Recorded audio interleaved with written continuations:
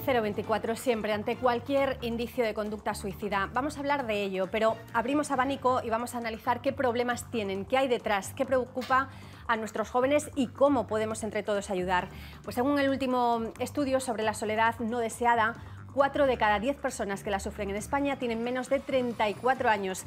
El perfil de estas personas, mayoritariamente mujeres, y con una media de 6 años en esa situación.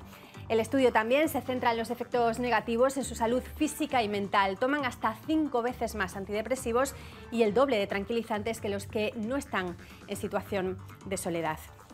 La soledad, la peor compañera de viaje cuando ese viaje quiere hacerse acompañado. Hoy tenemos en plató a Celia Colom, psicóloga especializada en neuropsicología. Buenos días. Buenos días. ¿Sorprenden esos datos? ¿Qué hay detrás de esa soledad en nuestros jóvenes? En nuestro campo verdaderamente no es una sorpresa muy significativa como lo están resultando ahora para el público realmente, ¿no? O para el ciudadano de a pie, porque en consulta ya llevamos, ¿no?, resignificando muchísimo esta problemática. Pero sí es cierto que las cifras hablan por sí solas. Estamos hablando de fallecimientos a causa de suicidios muy elevados y por encima de algunas enfermedades como por ejemplo el cáncer de mama. Y verdaderamente pues la problemática, ¿no?, de la soledad se acusa ya no tanto solo por la soledad, sino que hay muchísimos otros aspectos que influyen verdaderamente en que la población, sobre todo cada vez más joven, que es yo creo lo que nosotros vemos clínicamente en consulta que nos impacta más. Cada vez hay más población más joven, incluso juvenil, infantojuvenil y puberal, ¿no?, con patología y con indicios de conducta o de ideación autolítica, ¿no? Influye todo un poco, ha influido muchísimo los factores sociales, claro, y la pandemia muchísimo, ¿no? El consumo digital, la forma de relacionarse ha cambiado. ¿Cuál es la realidad a la que se enfrentan nuestros jóvenes? ¿Qué problemas ve más a diario en consulta? Pues la soledad es uno de ellos verdaderamente, no como la entendemos de estar solo, ¿no?, porque ellos no están solos, no verbalizan sentirse solos como tal, ¿no?, tienen una red social bastante activa. Lo que verdaderamente vemos, o yo percibo en consulta que es más impactante, ¿no?, es la falta de apoyo humano, además generalmente en familias absolutamente normativas, ¿no?, y a nivel social también hay muchísimo de esto. Están muy preocupados verdaderamente, ¿no?, por la situación de su propio desarrollo a nivel laboral, sus relaciones interpersonales han cambiado y no todo el mundo tiene acceso a poder cuidarse a nivel de salud mental más al margen de la parte privada, ¿no?, de la parte privada, lo que sería la salud mental por la vía pública. Y esto es un grave problema al que nos enfrentamos socialmente, porque las cifras están ahí y si solo lo combatimos, como bien decías, con fármaco, pues tenemos un grave problema. Así es, y no solo, como dice, la soledad es un problema, que es lo que más preocupa a nuestros jóvenes. Lo vimos recientemente con la publicación de un estudio pionero de la Universidad de Extremadura. La dificultad para emanciparse y tener una vivienda independiente, ese es el principal problema que acusa a nuestros jóvenes. Los problemas psicológicos y emocionales, la dificultad para acceder a una vivienda también es algo que les preocupa mucho. No encontrar ese primer trabajo o solo encadenar empleos precarios. Y la dependencia de las redes sociales, ya lo decía también Celia, un 66% les dedica más de 3 horas al día. Y ojo a esta cifra que también mencionábamos, el 14% de los universitarios extremeños ha tenido ideas suicidas, casi el 6% ha intentado quitarse la vida alguna vez. Celia, ¿qué estamos haciendo mal como sociedad? Complicado, muy complicada esta pregunta, ¿no? Yo creo que la base es que le dedicamos muchísimos recursos, tanto emocionales como económicos, a intervenir, pero no a prevenir. Y esto nos lleva pasando socialmente desde hace mucho tiempo. Con el tema del suicidio y la salud mental, son cifras que nosotros en un país mediterráneo no imaginábamos, ¿no?, occidental, que podríamos estar verbalizando. Eran cifras que conocíamos de países asiáticos o en vías de desarrollo. Estamos haciendo mal interviniendo muy poquito a nivel educativo, muy poquito. Y luego la terapia psicológica, que verdaderamente la intervención psicológica es un escenario de salud, es un escenario sanitario, requiere de mucho tiempo. Requiere de tiempo para conocer al paciente, para poder hablar con él. La intervención es a través de la palabra y a través de la escucha clínica, ¿no?, del profesional. Y eso es tiempo, por lo tanto son recursos y eso es economía, eso es económico. Entonces, si no le damos ese espacio a nivel sanitario público para que todos puedan acceder de la misma forma, es muy complejo abordarlo ahora mismo. Pues coordinando ese estudio que mencionábamos, Bienestar Psicológico y Salud Mental del Estudiantado de la UEX, los doctores Víctor López y Rocío Yuste, a los que saludamos ya. Buenos días. Un estudio pionero, Rocío. ¿Por qué surge este estudio de la Universidad de Extremadura? Bueno, pues en 2021 el Consejo de la Juventud nos encargó que hiciéramos un análisis de situación de la juventud extremeña. Eso nos permitió, en una de las dimensiones, analizar la situación en torno al bienestar psicológico y la salud mental, y los datos ya empezaron a preocuparnos. Por eso decidimos replicar ese estudio en la población únicamente universitaria de la Universidad de Extremadura, y por eso en 2022 lanzamos este estudio con los resultados que acabamos de presentar. Los datos ya sabían que podían ser preocupantes y así lo son. Víctor, de casi 2.000 estudiantes entrevistados, os encontráis con datos impactantes como que el 65% sufre ansiedad y el 23% depresión. También es el primero que aborda el suicidio de forma directa con estos jóvenes. El 14% ha tenido ideas suicidas y el 6% lo ha intentado. ¿Os esperabais estos datos que ha arrojado el estudio? Bueno, los datos en términos generales sí eran esperados. Yo creo que en el análisis que hicimos de estudios similares con juventud en España, del INJUVE o de la Fundación FAD y algunos otros, en Aragón, en Cataluña, había datos que nos podían decir que lo importante es que nos encontramos con que constatamos de alguna manera claramente académica, investigadora, esos datos. En nuestro caso hay algunos datos que superan la media, en otros están en la media, pero sí es cierto que quizá la sorpresa que mayor nos hemos llevado es que son los estudiantes los que de una manera clara y directa, notoria, están hablando de su salud mental, están preocupados por su salud mental, son conscientes de los riesgos que toman con muchísimas cosas, por ejemplo las redes sociales virtuales, y piden ayuda. Eso es muy importante porque eso no lo esperábamos realmente. De las 2.057 respuestas, tuvimos casi 500, 400 y pico aportaciones personales, libres, anónimas, en las que no solo agradecían en muchos casos el estudio, sino que pedían ayuda y reconocían que había elementos que se les escapaban en su vida cotidiana. Y eso sí que ha sido una sorpresa grata, pero ingrata a la vez, ¿no? Porque nos sitúa en un plano, en una realidad complicada, pero también nos sitúa en la cercanía con los estudiantes, en este caso, para poder abordar los problemas, claro. Los jóvenes piden ayuda, como dices, muy importante que la pidan y también que todos podamos ayudar. Rocío, ¿qué conclusión extraéis de este estudio?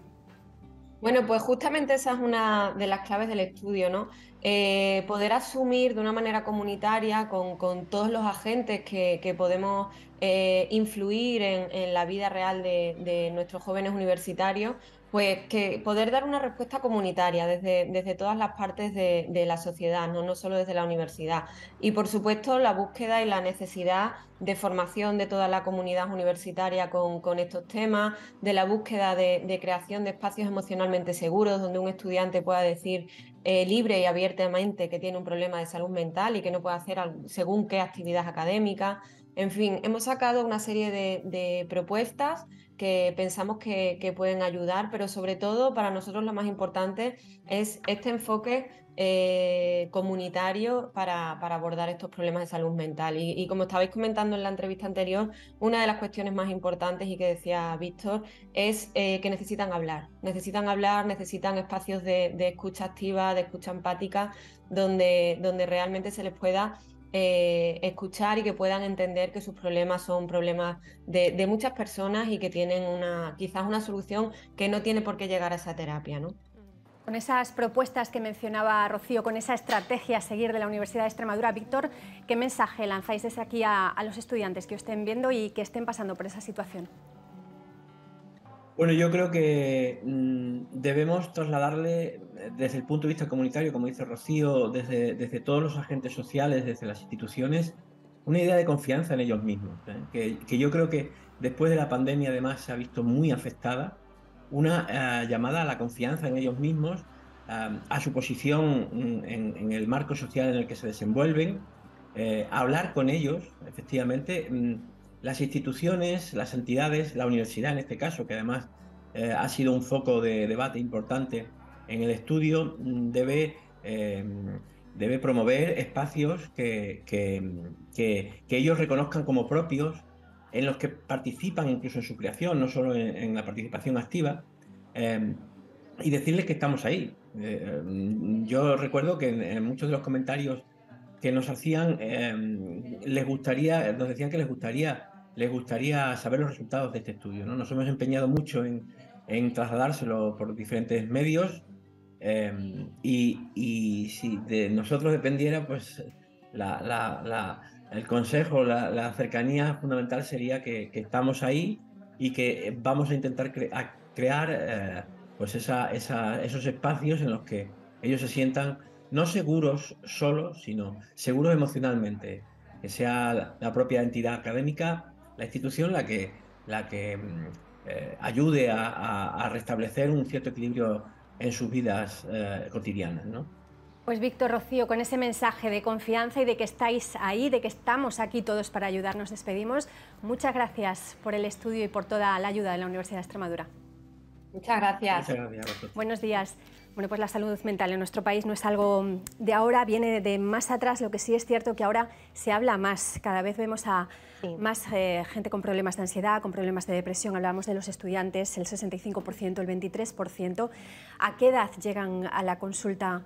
¿Qué edad le ha sorprendido que pueden llegar a la consulta con estos trastornos? ¿Y qué hay detrás de la ansiedad y de la depresión para que se esté reproduciendo de esta forma? Sí, es cierto que lo que comentan los compañeros, que es muy interesante, ¿no? A raíz del estudio de la Universidad de Extremadura, sí visibiliza, ¿no? que los chicos, sobre todo los adolescentes de siempre ha sido una población muy grata y muy agradecida para trabajar clínicamente con ellos, porque quieren hablar. Son, yo creo que la etapa de desarrollo más genuina, más sincera, ¿no?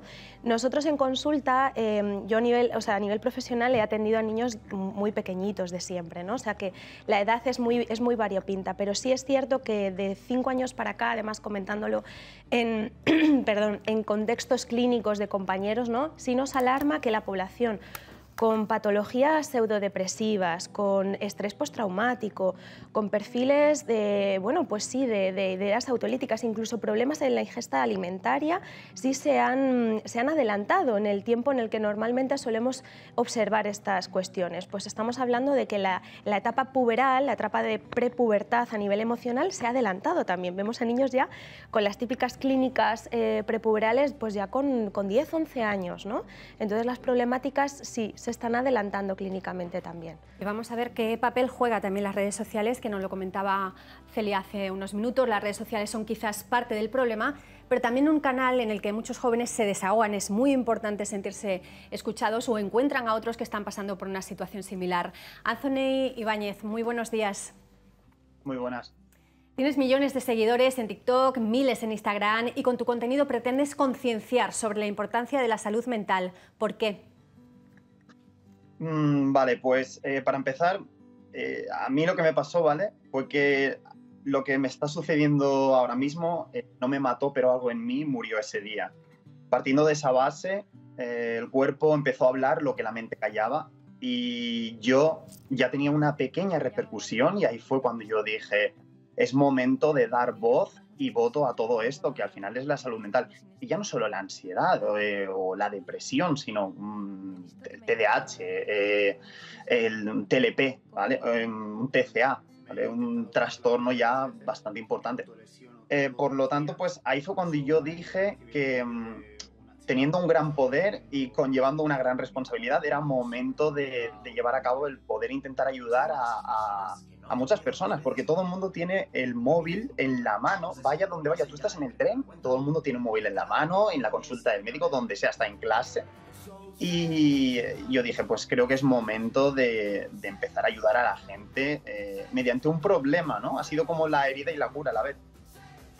La herida y la cura, y no solo difusión a través de las redes sociales, Anthony, también a través de los libros. Aprovechando que acabamos de pasar el 23 de abril, nos hemos encontrado con este dato. Fíjense, la demanda de libros de autoayuda ha crecido un 47% con respecto al año pasado, y el año pasado ya se había multiplicado por 6 su venta.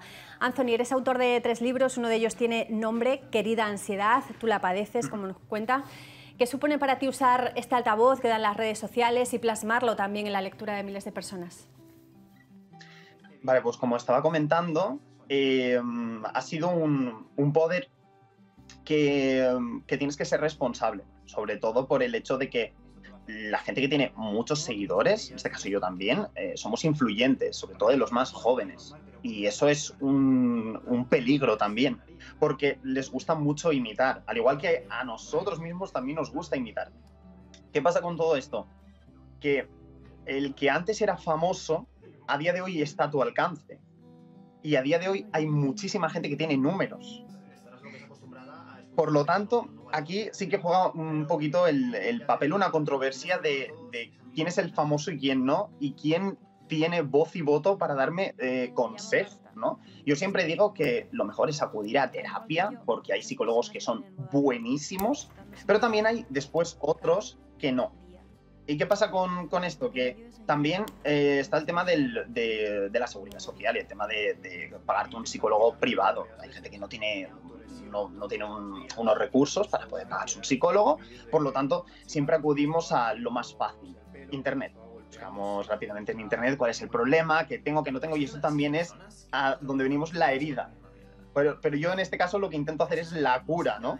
Mediante mis experiencias, cuento en el libro de Querida Ansiedad, pues qué es lo que ha desarrollado y ha causado toda esa ansiedad después de terapia, después de hablar esto mucho, después de muchos batacazos y palos de ciego. Al final, pues sí que he podido intentar dar un mensaje que se refleja al final del vídeo, ¿no? Que el mensaje dice lo siguiente, que aprovecho porque es muy bonito, que es esta frase: te necesitas para que otros te necesiten, ¿vale? Que eso significa que aprovechando este dolor que tienes tú, que no quede en vano, sino que ahora que ya lo tienes tú, pues puedas ayudar a otras personas que lo están empezando a tener. Y no se queda como muy poético. Pues nos quedamos con ese mensaje. Muchísimas gracias por toda la ayuda que prestas a tantos jóvenes que te siguen. Muy buenos días. Muchas gracias. Hablaba Anthony de la ayuda desde la experiencia, pero mencionaba también que es muy importante que cualquier persona que se encuentre en esta situación, en estos problemas de salud mental, tienen que acudir a un experto, a un psicólogo, a un psiquiatra, pero que se ponga en manos de profesionales. Así es, eso es, efectivamente. La red digital, lo que es la red social, es muy valiosa, todas las ventajas son evidentes, pero si bien es cierto que al final lo que hacemos nosotros de a pie es un consumo digital más que una socialización, y aquí estamos hablando de palabras mayores, ¿no? Estamos hablando de algo muy delicado, que es la intimidad y el sufrimiento de las personas, por lo tanto eso debe de tratarse con un especialista. Importante el tratamiento y además terminarlo también, para poder llegar al fin. Porque ¿qué mensaje le mandarías a esos jóvenes o a sus familias que tanto están sufriendo en estos casos? ¿Se sale? Por supuesto. Por supuesto. Para mí la profesión que ejerzo es una de las más maravillosas que puede haber, y lo que he constatado en el encuentro con un individuo que sufre, con un niño, con una familia que sufre, es primero que sepan que nunca hay estigma desde el principio, que la escucha es lo que más cura, y que además, por supuesto, claro que se sale, y no hay otra forma que salir del sufrimiento, de la angustia, ¿no? que experimentarla, que transitarla y que poder hablarla con un otro, preparado para poder escucharlo, ¿no? Así que sí, claro. Nos quedamos con esas palabras tan bonitas, la escucha cura. Muchas gracias, Celia Colón, por haber estado aquí. Gracias a vosotros. Un placer. Un placer. Bueno, pues como hablábamos, hemos hablado de ansiedad, de soledad y de suicidio entre los jóvenes. Para encontrar ayuda en estos casos, escuchen. Cuando no encuentres razones para seguir, llama a la vida.